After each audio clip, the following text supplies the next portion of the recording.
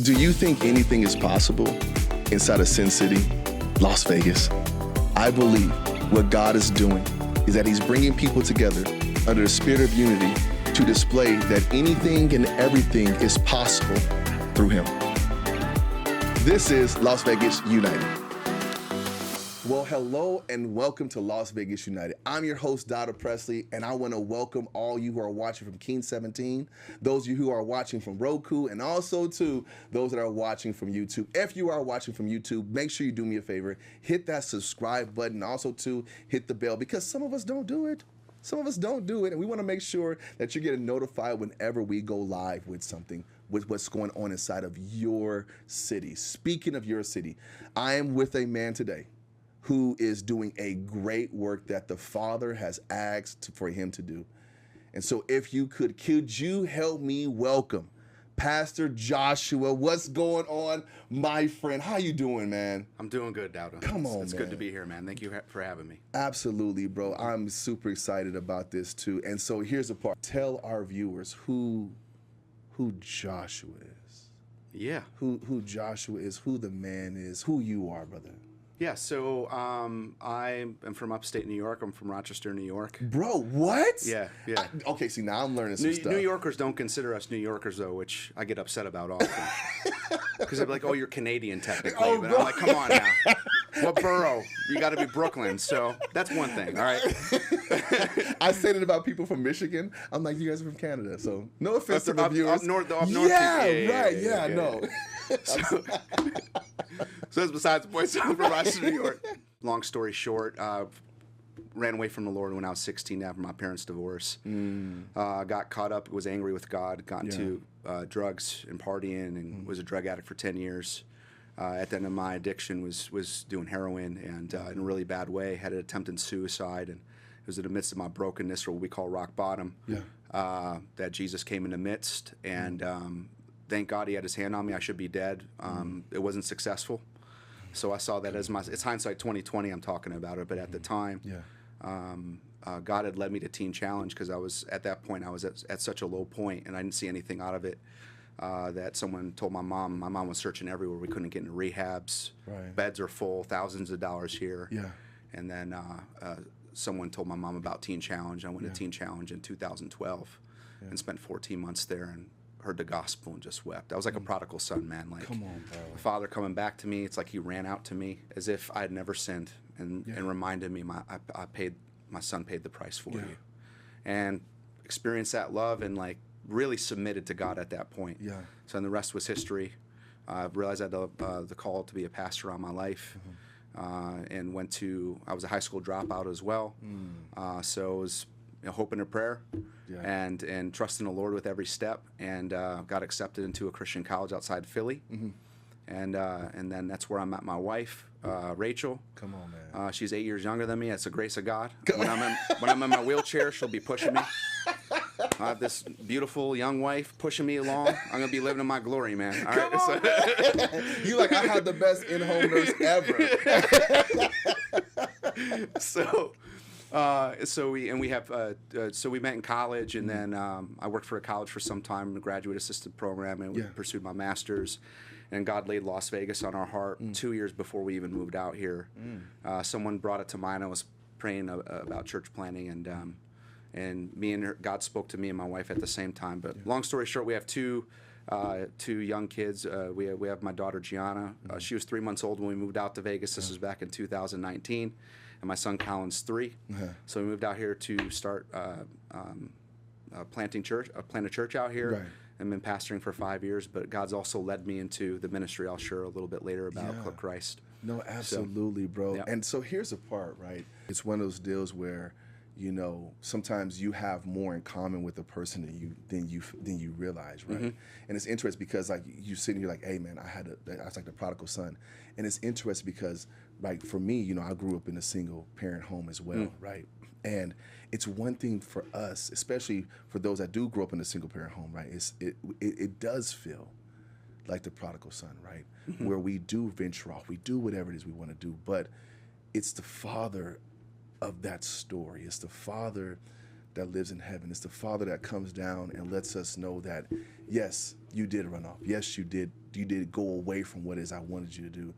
However, I've always been sitting right here looking for you to come back, looking for you to just get that inclination to say, I'm going back home. You know, what home looks like, I don't even know, right? Yeah. But I'm going back. Let me ask you a question, bro. On the journey back, what did that look like for you? Because the thing is, what I want the people to understand is like, because what the ministry that the Father has asked you to go ahead and give birth to and take care of, right? It really comes from that place. Mm-hmm. It comes from that place, right? Yeah. So, like, what did that journey look like? Because I know it's like, you're like 16, you know, come from a broken home, you know what I'm saying? All this stuff happened, and this is what I did. But on the way back. I mean, step one on the way back was completely turning from the lifestyle I living for myself. And, you know, God had, you know, there's these root issues in our heart through our childhood experiences. Mm-hmm. Like my dad was around a lot, and Dad, I love you. If you're listening to this, we're good. But there was a period of time where my dad wasn't really there. Yeah. And my mom was working and doing whatever she could to support our family. Yeah. So for me, it was looking in the mirror, step one, because although I'd went through adversity and pain and depression, I had a lot of self-hatred for myself. I was always comparing myself to others. Yeah. Didn't really fully accept who I truly was. And when you're a teenager, that's just a natural thing to do. It right? is, man, because you're trying to find out who you are, and when something shakes you up, you're like, who I thought I was, I don't even think I'm that person. Yeah, so it was really facing those issues I'd numbed myself for 10 years with. Because I think humans, we gravitate, you know, for me it was chemicals, but for some people it's shopping, for some people it's food. You name it, we're looking for something to escape the painful experiences we go through. Yeah. And ends up not filling that void the way it should, and it's not making, it's just compounding. Yeah. So for me in that instance, it was finally saying to God, all right, you can, he says he stands at the door and knocks. Yeah. I feel like he was knocking for a long, long time, and he would always have these moments, but it was coming in and saying, yeah, come in, have all of me, all of it. Yeah. And I think that was the first step in that process was, hey, I fully give you everything. I'm willing to lay down everything. I've tried doing it on my own all these years. I've tried doing it my way, and look where it's led me. All these other things don't matter in the midst of having you. Yeah. So when you experience that kind of love, it's like you're also willing to lay those things down. Yeah. So I was willing to lay it down and say, God, I need to feel the emotion of this and deal with it with you. But it's the safest place you could be in his presence. Yeah. And have him heal those deepest parts of you. And then along the journey, it was thing after thing after thing, whether it was shame in my life, thinking I was worthless, instead telling me I'm his son and I'm a co-heir. Come on. It's kind of crazy. You know, we're co-heirs. Yeah, dude. Right. After all I'd done, that he loves me unconditionally, he celebrates over me. I think there's scriptures say he sings over us. Yes. I know when I had my child like singing over, I envisioned the Father singing over me.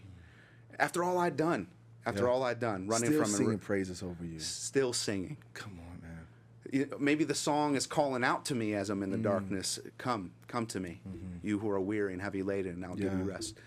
So it was step after, but it takes courage, man. I think most times it takes work because you have to have courage to face those things that you never wanted to deal with. And I think that was a part of my journey each step of the way. But part of it was to faith, like, you know, being a high school dropout.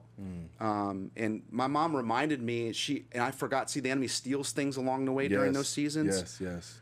When I had told her, I think I'm called to be a pastor, she's like, you know, you used to tell me when you were a kid all the time you wanted to be a pastor. And I forgot. And I remember there was a dream I had of me being a pastor when I was a kid, and my mom mentioned it to me.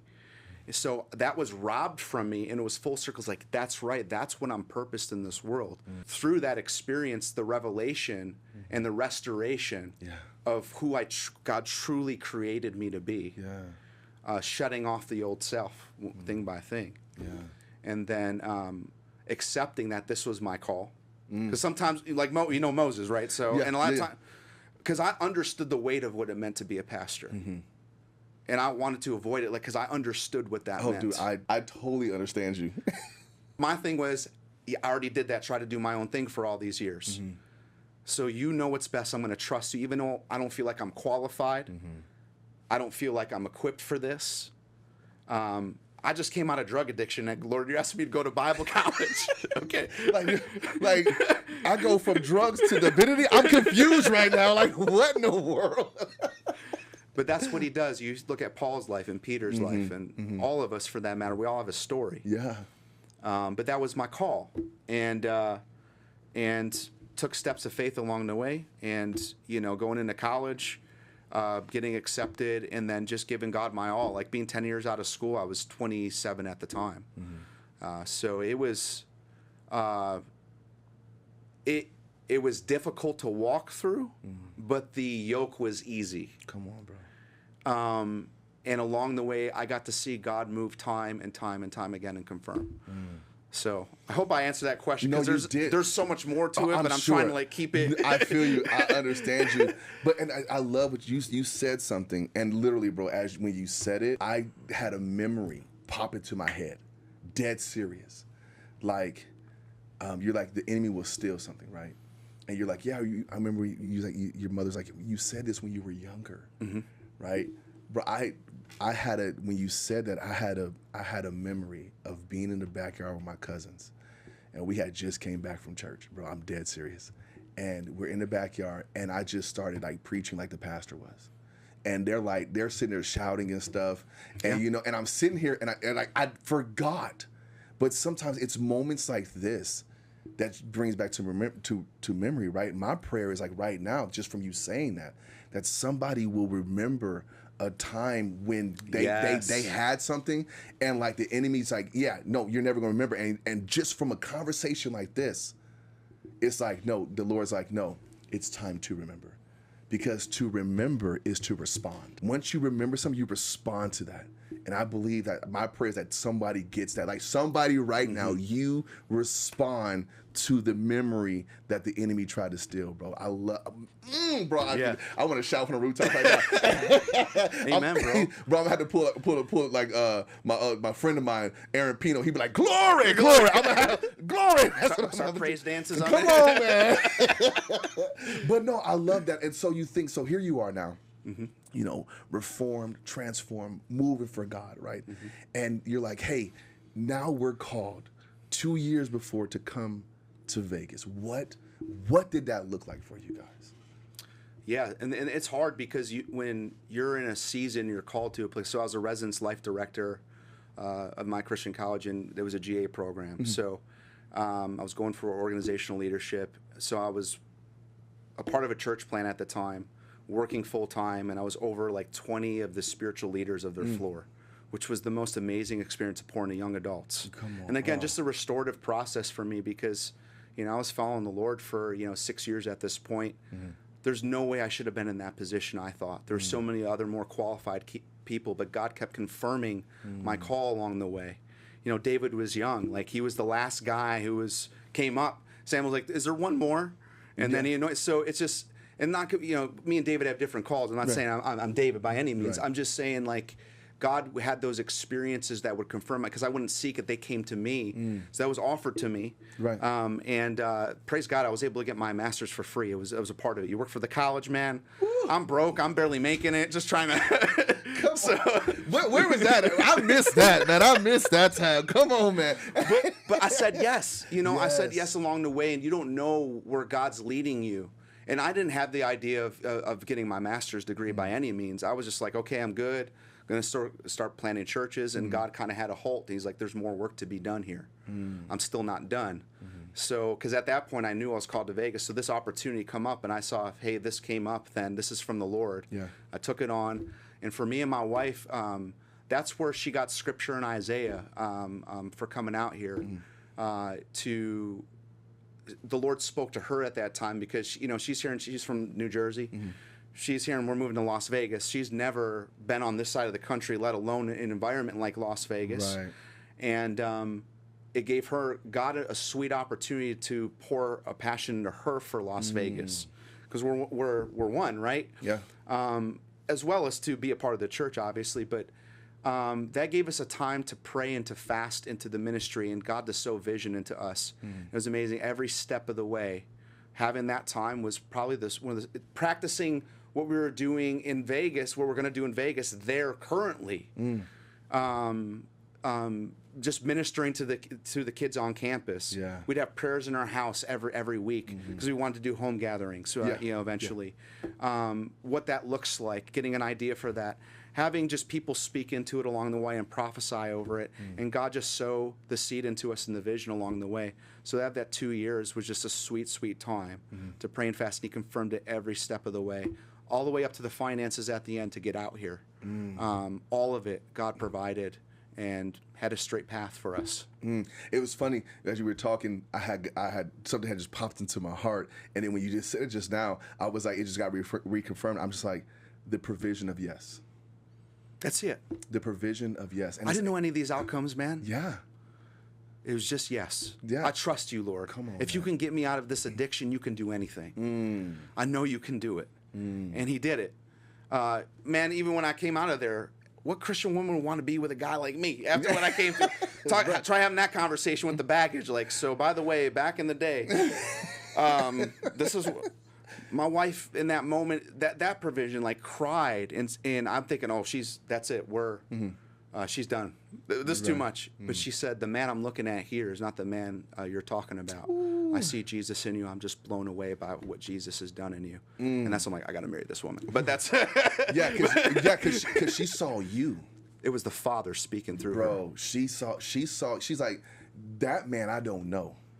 This is who you are. But this man. It was the Father reaffirming me as His son through her. Come on, bro. But there's one of many examples along the way of provision in the yes. Yeah, but do you think you need this, right? You need this, especially coming into the ministry, to go ahead and begin to do Club Christ. Tell us about Club Christ. Yeah.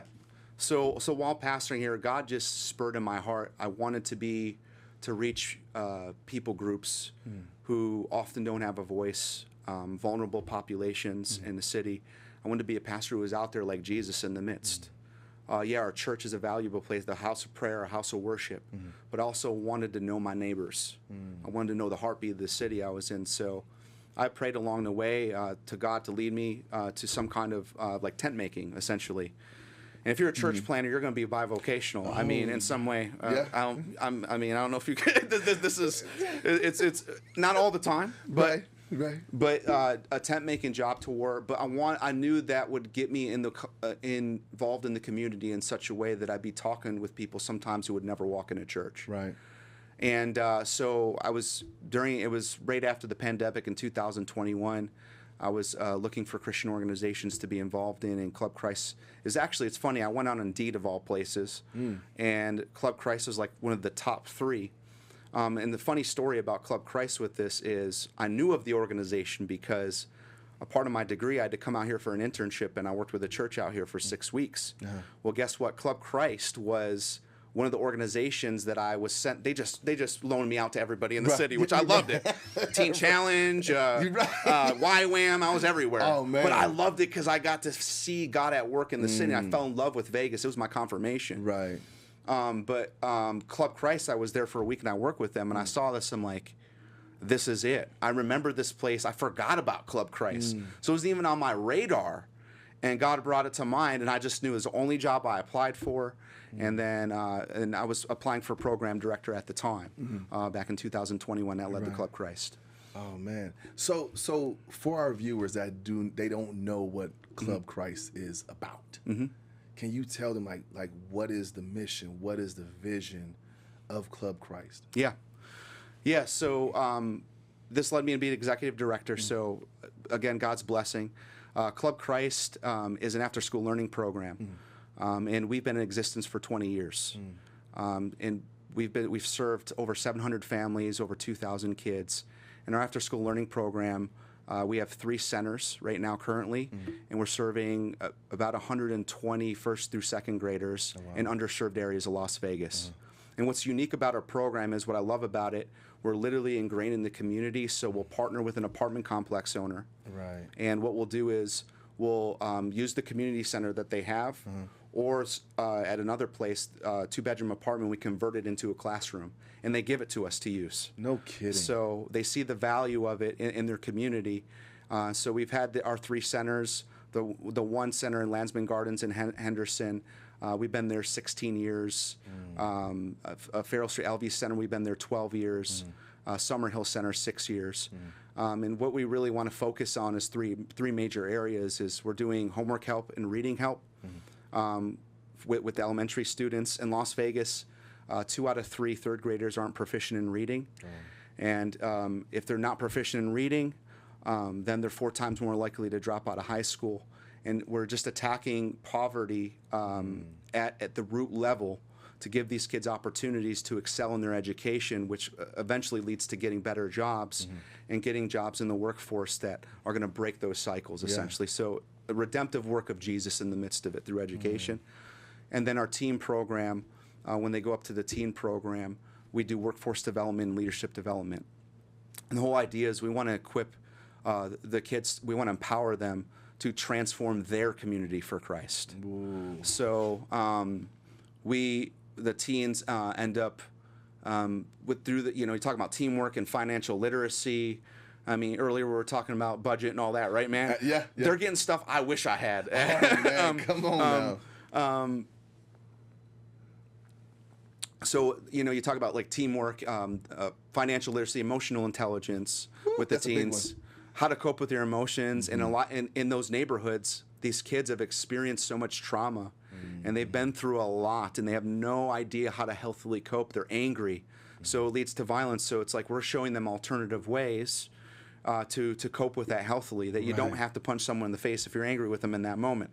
But it's compounded because it's everything that they've experienced that they're dealing with. So we do that with the teens. We hire a couple teens. We have an internship program. So they work at the center, invest back in the kids in their own community. So then the kids have someone to look up to in their community. Right. They're influencing one another. They know how best to influence the kids, not me. Yeah. They walked in their shoes. And then the best part is this is all a means to get the gospel to them. Yeah. We do Bible study with all of the age groups, and there's just been such amazing Holy Spirit moments in our centers where kids have come to salvation, weeping, and their whole new journey starts, and the cycle's broken essentially in the family. Yeah, I love that, because a lot of times what happens is that we forget that many times what we go through ends up being what God will use to ignite the fire inside of us to go back in and do something, you know what I'm saying, for other people. So you think like for you, you're like, hey, yeah, I dropped out. But now you're like, hey, education? Oh, no. Nobody else would drop out. Not on my watch. And it's like, hey, you know what? I know that there are many families that are going through something. You know what? Not on my watch. Yeah. You know what I mean? And I love that because many times you think it's one of those deals where we can see something and won't do anything about it. But then there are times when we've gone through something in our own life and we're like, there's no way I can stand by and do nothing about it, because these children's lives, their communities, they depend on their next decision. Yeah. And I love that. And so here's a question for you. So for instance, how can someone really get involved with Club Christ? And let's say they're like, you know what, I want to get my child into that. How would they be able to go about that? Yeah. So because we're in the apartment complex, we only enroll the kids within that complex. It's almost like, because you talk about transportation, we want to essentially invest in that community and be deeply ingrained in it. Yeah. So we'll have the kids usually come. I mean, if they do live within our radius, you can go on our website and see our locations. If you happen to live in that area, you can enroll your student within a 1 mile to 2 mile radius, because the idea is transportation. Yeah. A kid's coming out of school to be able to walk to our center, because transportation is an issue a lot of the time to get to the center. So that would mainly be it for kids to be enrolled. Right. People within that 1 mile radius of our center. So yeah, if families wanted to get involved, that would be it. So it'd be the website and everything. And also too, just a quick deal. Do you have specific apartment complexes that you guys are in? Yeah. Okay, so they'll find out on the website as well. Yeah, Okay. they're on there. We're one's on up the cross streets, Pecos and Owens is where Summerhill is. Las Vegas is Farrell and Rancho. Okay. And then you have Landsman Gardens in Hendertucky, as we call it. Buckholder and Major Ave. Okay. But we're looking for expansion in the near future. We want to reach more neighborhoods. Awesome. It's such a needed program for Las Vegas right now, and reach more kids and families really in other areas of our community. No, absolutely. And then one more thing too, so the website, would that be the same place where, let's say somebody was like, hey, I want to sow into that same thing? Yeah. There's a couple ways someone, if God's, spurring your heart to want to invest in Club Christ and you have a heart for kids, there's two ways really. Prayer, three ways. Prayer, number one. I love prayer. Yeah. That's where the work's done. But we have volunteers. We have people from all over the valley. We have like 37 volunteers who come to our centers and work with the kids at the center. Right. There's a center director who works at each center and facilitates the program. But we have faithful volunteers who mentor the students and are helping them with their homework and coming in. So if you want to participate and invest in the kids, you can go on clubchrist.org.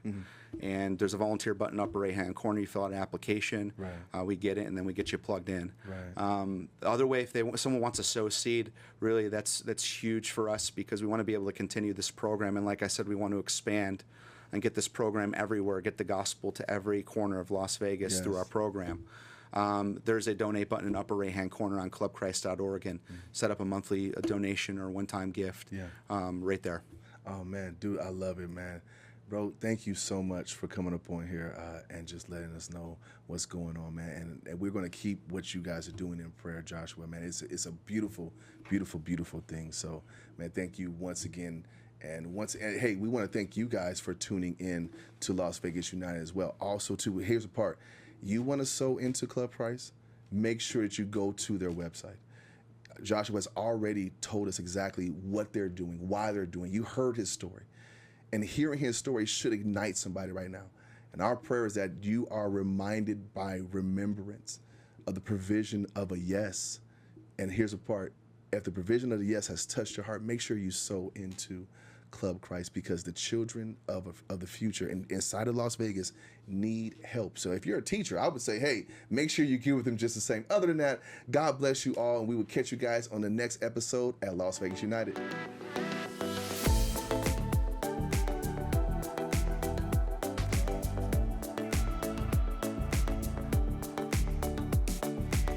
Our show is hosted by Pastor Dauda Presley of Connection Church LV. To learn more about him and his ministry, please visit myconnectionlv.org. The guest this week is Joshua VanDusen from Club Christ. For more information, visit clubchrist.org. Thanks for watching our broadcast. Las Vegas United is produced by CTNVegas. For more information about CTNVegas and our show, please visit ctnvegas.com.